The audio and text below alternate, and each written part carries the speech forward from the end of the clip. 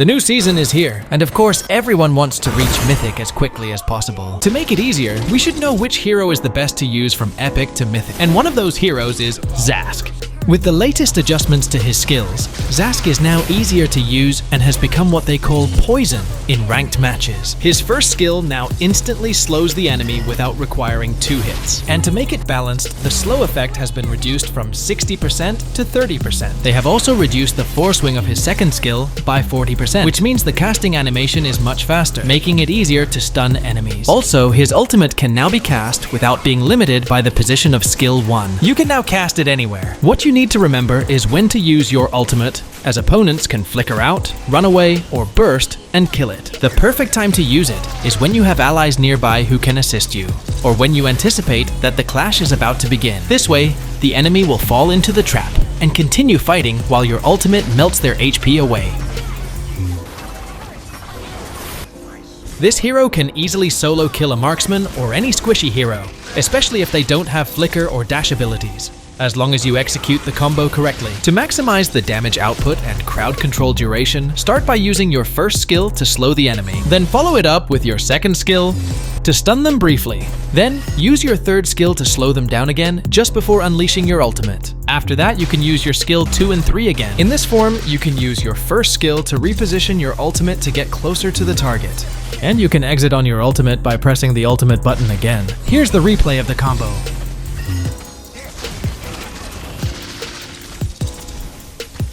Since your spawn is no longer affected by attack speed, Flicker is a good spell for Zhask for added survivability. Warcry is good on Zhask since it adds 8% damage to your skills. However, if the enemies are tanky, I recommend using Impure Rage for an additional 4% damage based on the target's max HP, and use Temporal Rain if you want to use your skills more frequently. Here is my build for Zhask. Zhask is one of the heroes that I spammed to reach Mythic so quickly this season. And because of the recent updates, Julian is currently one of the best junglers in solo queue due to his extremely painful combos and basic attack. Due to the latest buff to him, his passive has become extremely solid. After his combo, his basic attacks are much stronger, so even if you don't finish them off with the combo, they are not safe from your basic attacks. There are 3 variations of his combo, and each are suited for different situations. The enhanced first skill combo is my favorite because you can burst any hero with this 2-3-1 combo. You need to use the second skill and third skill first to enhance your first skill. The 2-1-3 combo is ideal for setting up during clashes because it includes a knockup that cancels enemies' skills and prevents them from escaping. Just make sure to use your third skill last to enhance it.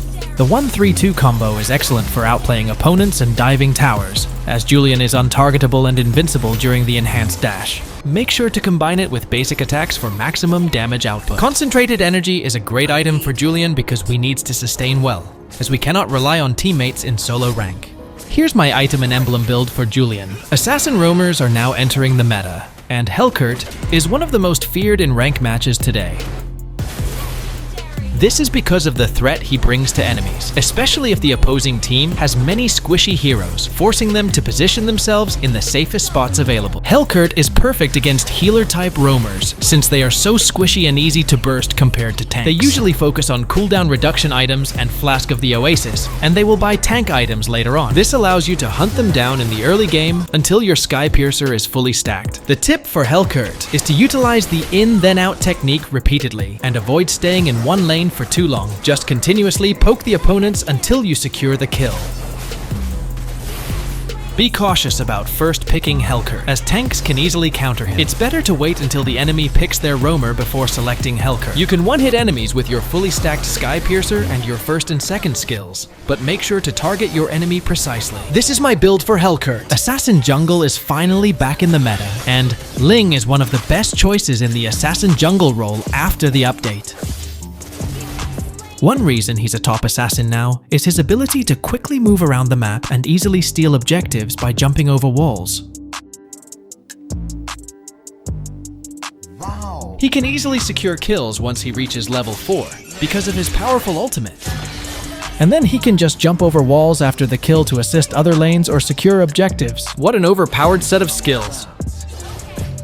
Also, Ling's passive was buffed in the latest patch, making his critical hits even more powerful.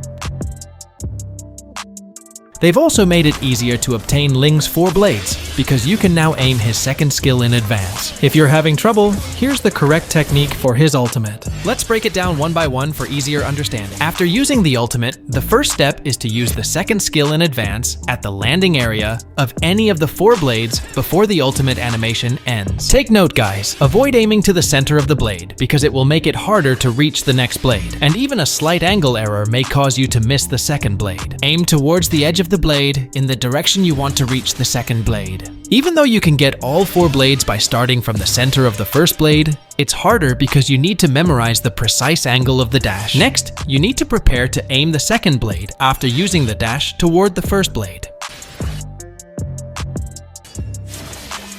This way, the first 2 blades are executed much faster and smoother. Please make sure to practice this in bot matches first. Here are my items and emblem setup for Ling. But since Ling is usually banned in ranked matches, Hayabusa is another great assassin up to this date that isn't too complex to understand. One reason is because of his second skill, which is incredibly powerful for outplaying opponents, especially if you know how to use it properly. Another reason is his ultimate, which is incredibly easy to use. Simply press one button and follow up with basic attacks and his first skill, without needing to collect blades or perform fast hand combos.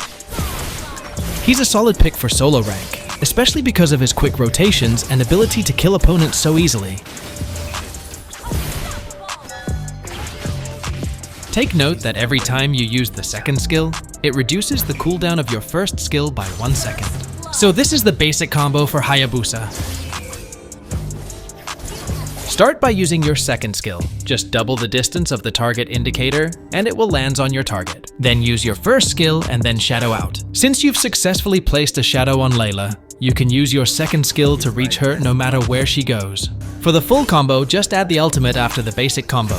Then use your third shadow to back away. Take note that the enemy will receive a shadow mark for every basic attack and skill, and for each shadow mark applied, you gain an additional 5% damage. And your ultimate will prioritize targeting the one with the shadow mark, consuming the mark, and adding additional damage again. So always check the 4 shadow marks before using your ultimate for maximum damage. War Cry is perfect for Hayabusa because it mirrors the same effect as his passive, and boosts his damage output. Here's my full build for Hayabusa. But if you prefer fighter junglers, Leomord is one of the heroes in this patch who can keep up with the fast and high damage assassins in the current meta. Look how strong Leomord is in the early game, and this is just the first turtle of the match.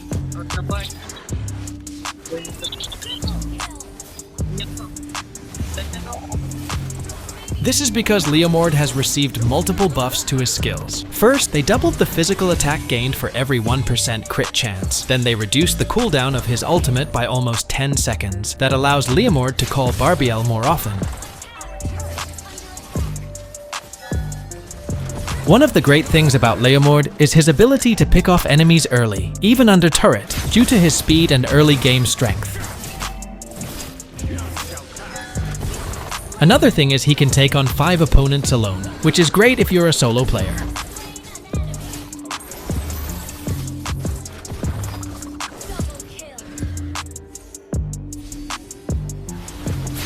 His combo is quite simple. Just use his first and second skills just before Leomord and Barbiel collide, as both skills reset their cooldowns and are enhanced once you are in the mounted state. You can easily chase down anyone when you're in the mounted state because you're extremely fast, and you also gain an additional 30 physical and magical defense. There are different variations of his builds, and each one is effective as long as you farm well early on.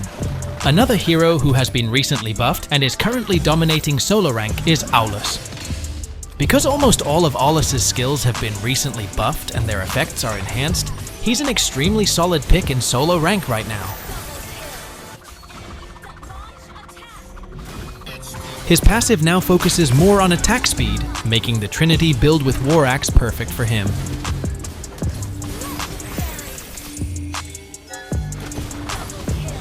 His first skill has also been improved. For those who didn't know, it not only increases movement speed, but also provides damage reduction, which has been buffed in the latest patch to 30% to 50% based on level, making Hylos very effective in sustaining fights.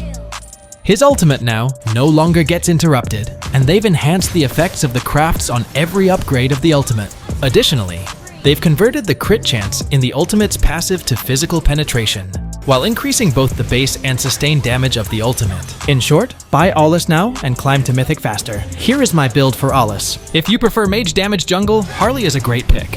This is because of his ability to quickly take out one enemy, causing them to blame each other when you get a kill.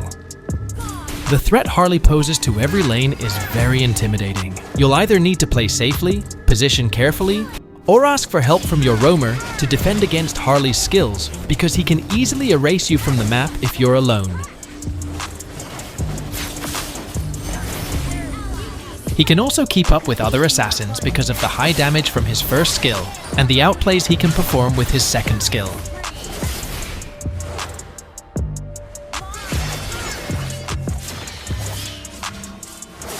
Just keep in mind that Harley's ultimate damage depends on the damage your target receives after being hit by the ultimate, whether it's your damage or your teammate's damage. His combo is super easy. Use your second skill, then your ultimate, and make sure to target your cards from your first skill to maximize your damage, as your passive will also reduce magic armor by using skills or basic attacks, stacking up to 10 times. So, Genius Wand is a perfect item for Harley. Here is my full build for him. Another solid pick with high burst and outplay potential, like Harley, is Aemon. They buffed Aemon's farming speed and extended the duration of his passive effect, making it even better for outplaying opponents. No matter how quick the enemy is, one ultimate will take them down instantly. The great thing about Aemon is that his first skill is very powerful, as long as you understand how his passive and enhanced basic attack work. For those who don't know, the shard stack under Aemon's HP bar represents the stacks from his first skill's passive. Once it reaches 5 stacks, Aemon will throw the 5 shards at the target on his next basic attack or skill, scattering them around the target on the ground. And those 6 shards on the ground are stacks of Aemon's ultimate. Once you stack up, your ultimate will throw all the shards, including the armor charges. So 12 shard charges plus 5 armor charges for a total of 17, which is the ideal number of stacks to kill a target. You can't execute the 12 shard combo in your ultimate with just the basic combo. So what they do is stack first on creeps or heroes before using it. And remember, after casting a skill, you will enter the camouflage state, and your next basic attack will be enhanced. So these are the perfect items and emblem for Aemon. Since the meta has changed, Hylos is back, and is now the perfect counter to all the current meta heroes if you are a tank main.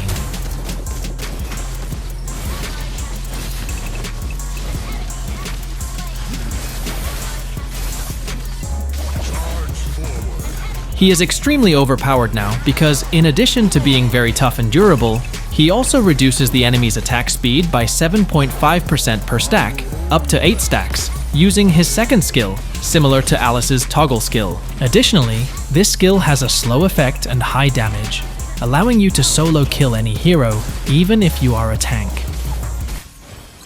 Another great thing is his first skill, that grants plus 50% movement speed and stuns the first enemy that hit with a basic attack.